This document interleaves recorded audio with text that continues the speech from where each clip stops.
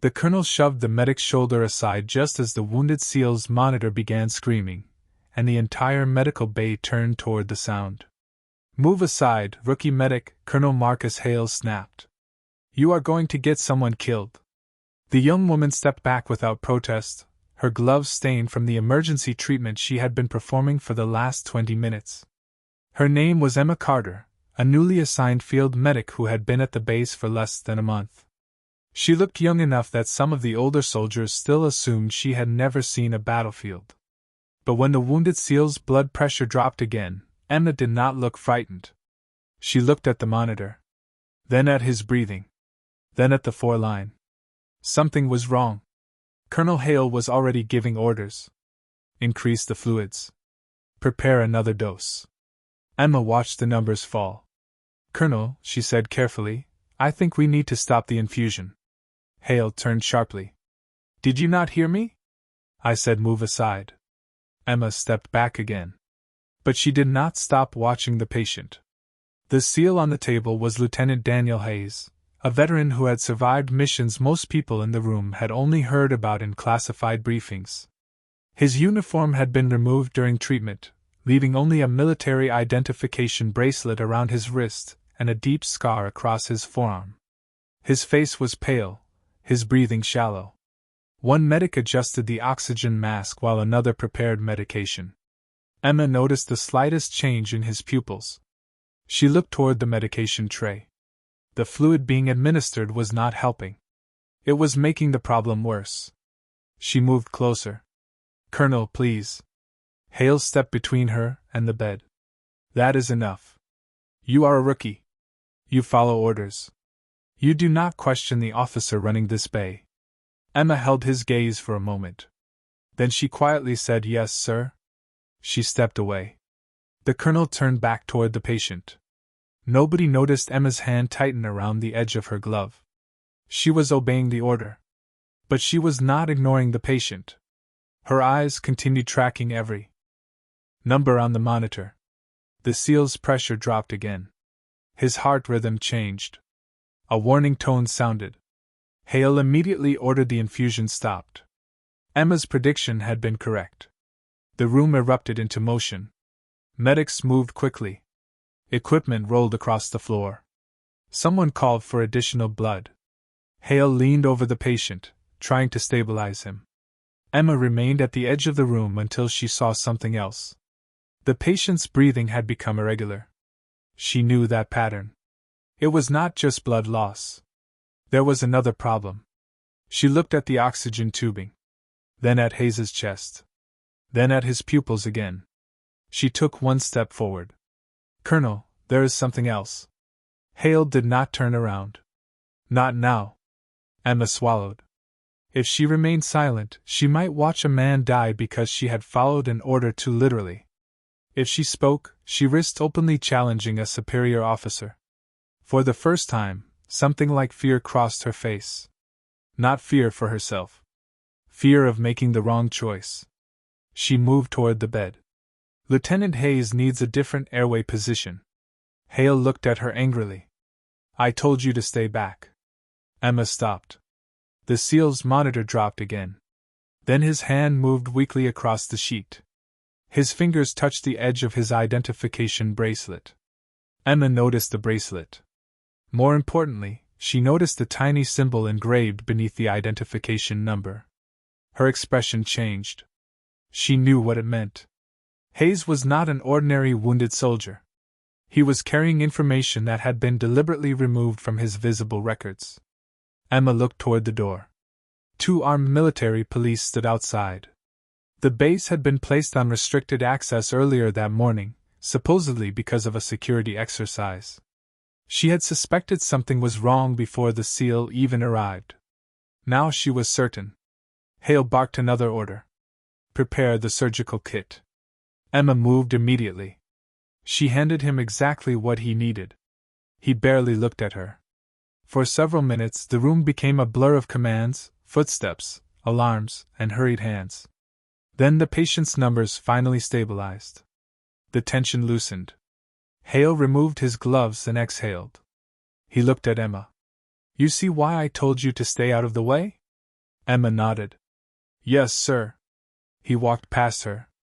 She remained beside the equipment table, quietly cleaning the instruments she had used. A senior corpsman approached her. You caught the fluid issue. Emma shrugged. Anyone could have seen it. The corpsman smiled. Not everyone did. Emma said nothing. Across the room, Lieutenant Hayes had regained consciousness. His eyes opened slowly. He looked around the medical bay. Then he saw Emma. His expression changed immediately.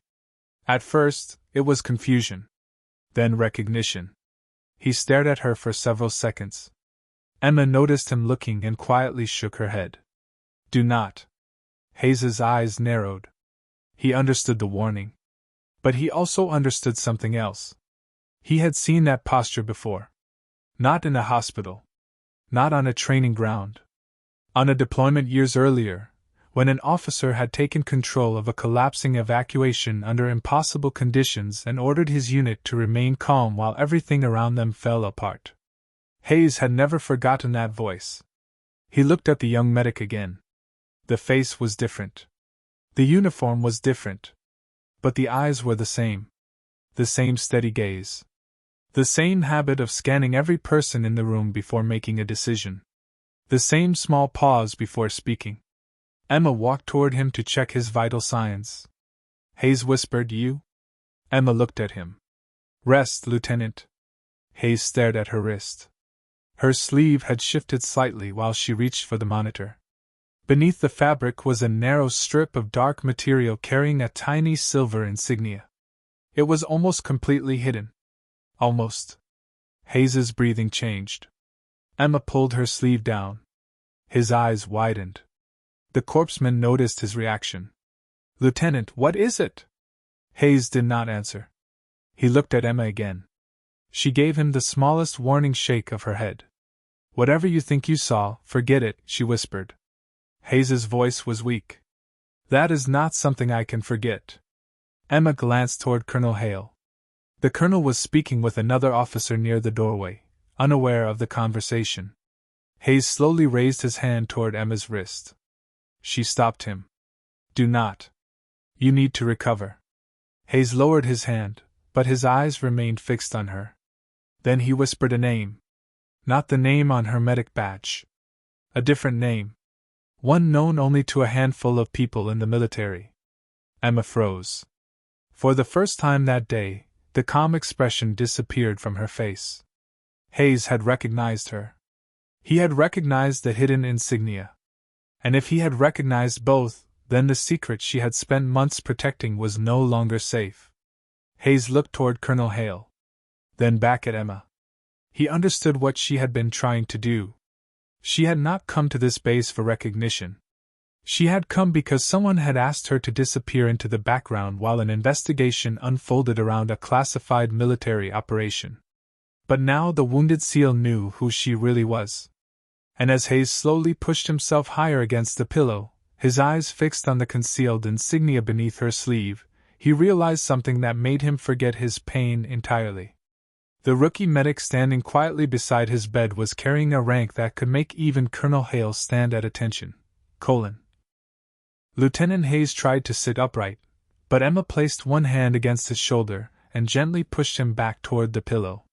Do not say anything, she whispered. Hayes looked at her with disbelief.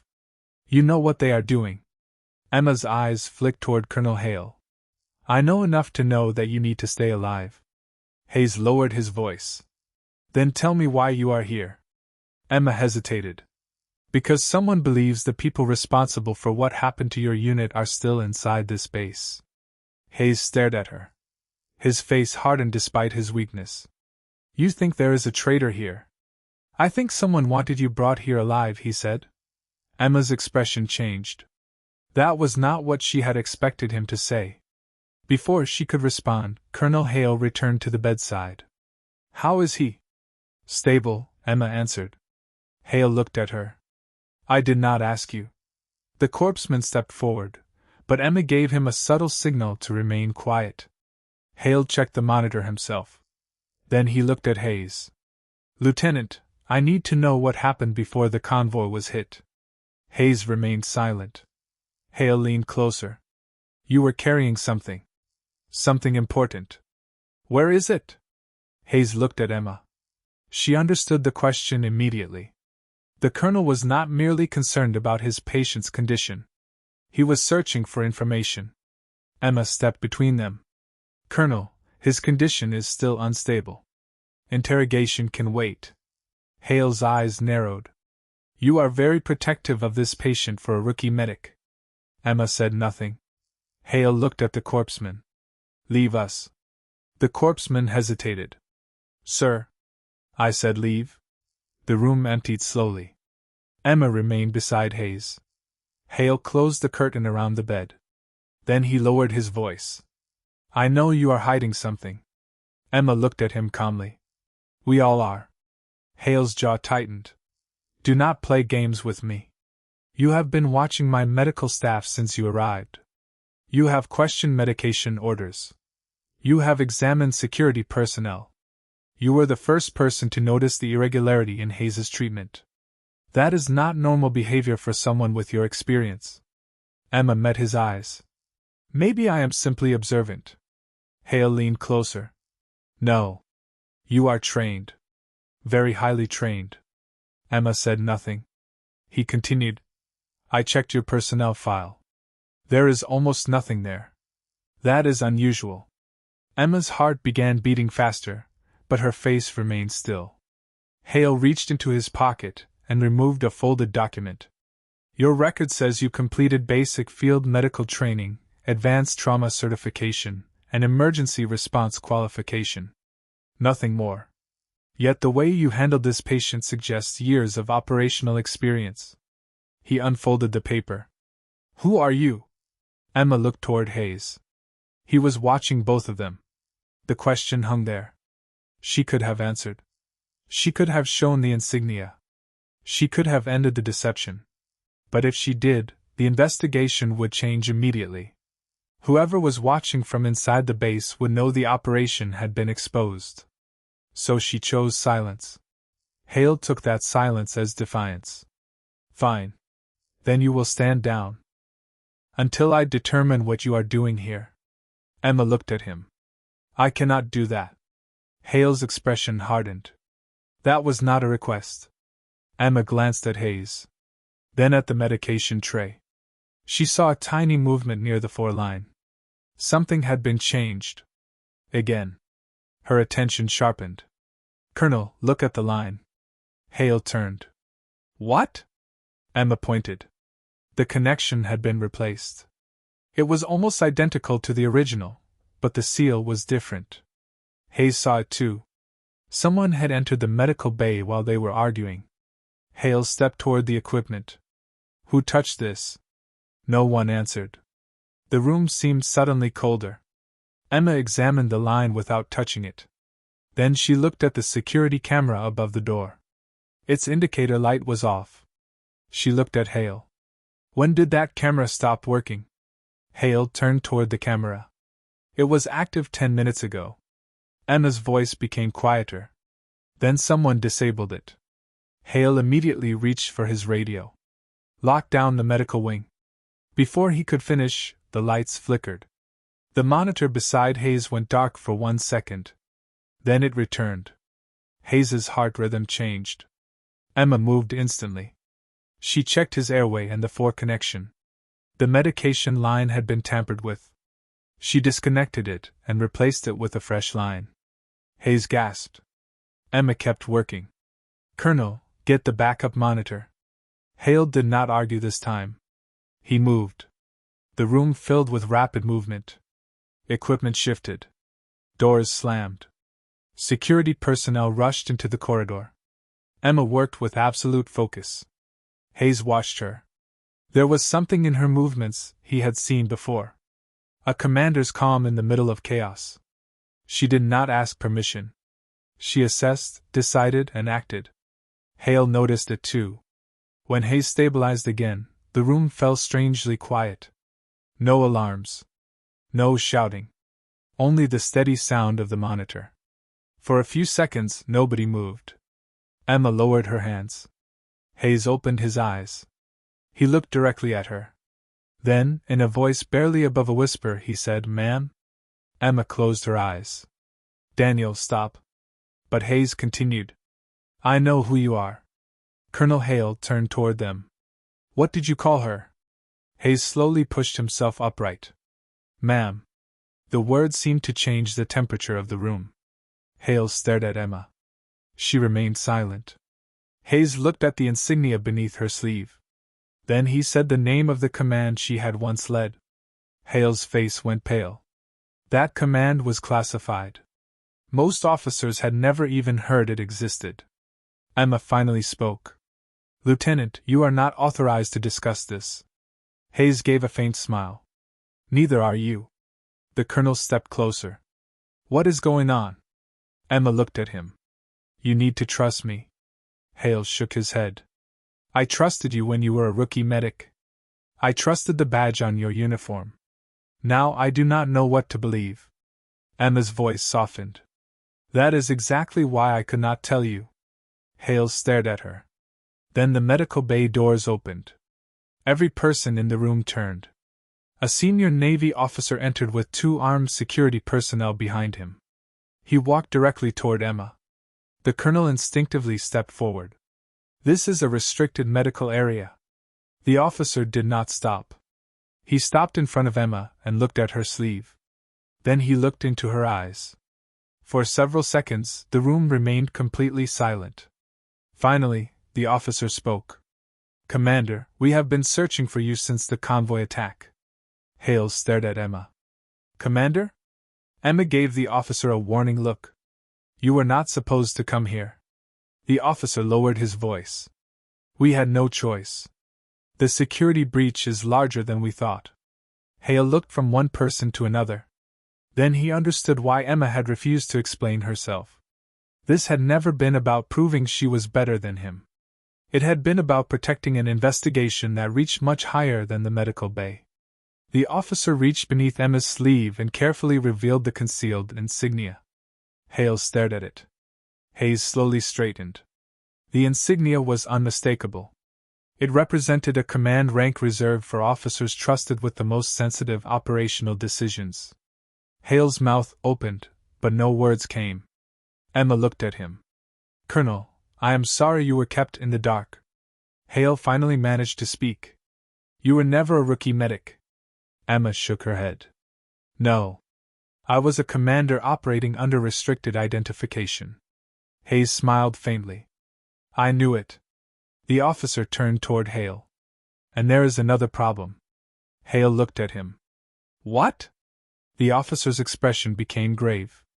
"The person who altered Lieutenant Hayes's treatment records had access to command-level credentials." Hale stared at the door. Then at Emma. Someone inside this base had helped the attacker. Emma looked toward the corridor, her face becoming completely still. The secret was no longer the most dangerous thing in the room. The real danger was that whoever had tried to silence Hayes now knew that their hidden commander had been discovered. And somewhere beyond the closed medical bay doors, someone was already moving to make sure she never had the chance to expose them. The medical bay doors locked with a heavy metallic click, and for the first time Colonel Marcus Hale understood that the young medic standing beside Lieutenant Hayes had never been afraid of him. She had been protecting him. The realization was uncomfortable because it forced him to remember every word he had spoken since she arrived. "Move aside, rookie medic. Stay out of the way. Follow orders." Each sentence sounded different now. Not because Emma had changed, but because the colonel had finally learned to see the person behind the uniform. The senior Navy officer placed a secure tablet on the counter and displayed the evidence collected from the convoy attack. The ambush had not been random. Someone had leaked the route, altered the medical records, and then attempted to finish what the attackers had started inside the base. Emma studied the information quietly. Her eyes moved across the screen with the same calm precision Hayes had recognized years earlier. Colonel Hale watched her. "What do you need?" he asked. Emma looked up. "Everyone who had access to the medical records." Hale nodded toward the officer. "Already being checked." Emma shook her head. "Not just medical personnel. Anyone with command clearance. Hale's expression tightened. That includes me. Emma did not answer. The silence was enough. Hale looked at her for several seconds, then removed his rank insignia from his collar and placed it on the counter. What happens if the person responsible is someone above me? Emma answered without hesitation. Then rank does not matter. Only evidence does. Hayes watched from the bed. There was no anger in Emma's voice. No desire for revenge. Only responsibility. That was when Hale finally understood the difference between authority and leadership. Authority could demand obedience. Leadership accepted consequences. Emma had been carrying both, yet she had chosen to use neither against him. A security officer entered and whispered something into the Navy officer's ear. His expression changed. He turned toward Emma. We found another access attempt. Someone is trying to erase the remaining records. Emma stood immediately. Where? Administration Archive. Hale reached for his sidearm, then stopped himself. Emma looked at him. Colonel, stay here with Hayes. Hale almost objected, then remembered the woman standing before him was the officer who had already anticipated 3 threats before he had recognized the first. He nodded. Emma walked toward the door. Hayes called after her. Commander. She stopped. He looked at her. Be careful. Emma gave him a faint smile. I always am. The door closed behind her. Hale remained beside the wounded SEAL, staring at the place where she had disappeared. After several seconds, he said quietly, I treated her like she was invisible. Hayes looked toward him. That was probably the point. Hale frowned. What do you mean? Hayes answered, she was trying to protect everyone without becoming the story. The colonel lowered his eyes. Then he looked at the hidden insignia Emma had left visible beneath her sleeve before leaving. I should have known. Hayes shook his head. None of us knew. That was why it worked. Minutes later, footsteps echoed through the corridor. Emma returned with 2 security officers and a sealed evidence case. Her expression was calm. The investigation had uncovered the person who altered the treatment records. It was not the obvious suspect. It was a senior logistics officer who had access to both medical supply systems and restricted movement records. He had been feeding information to an outside contact and had deliberately manipulated Hayes's treatment so the death would appear to be a medical complication. Hale listened without speaking. When Emma finished, the colonel looked at her. You knew from the beginning. I suspected from the first discrepancy. Then why did you let me speak to you that way? Emma paused. Because correcting your attitude was never my mission. Saving the patient was. Hale looked down. The answer hurt because it was so simple. She had been focused on the one thing that mattered while he had been focused on who had the right to speak. The room became quiet again. Hayes slowly sat upright. He looked at Emma. Then he swung his legs over the side of the bed. The corpsman moved toward him. Lieutenant, you should not stand. Hayes ignored him. He looked at Emma. She understood immediately. Daniel, please. He stood anyway. His body was weak. His face showed the pain of every movement. But he straightened his back as much as he could. Then he faced Emma. The entire medical bay became still. Hayes raised his hand. Slowly. Deliberately. He saluted. Emma's expression softened. She looked down for a moment, then returned the salute. Hale watched the exchange without moving. The gesture was not about the insignia. It was not about the rank hidden beneath her sleeve. It was about something older and deeper. Hayes was saluting the person who had once stood between his team and disaster. The officer who had refused to leave until every wounded soldier had been evacuated. The commander who had carried responsibility when there was nobody left to carry it for her. Hale finally understood why the SEAL had recognized her before anyone else. Soldiers remembered the people who brought them home. Emma lowered her hand. Hayes whispered, "Welcome back, Commander." Emma gave him a small nod. Hale stepped forward. "Commander Carter." She turned toward him. He stood straight. Then, with no hesitation, he saluted her too. Emma looked surprised. Colonel, you do not need to do that.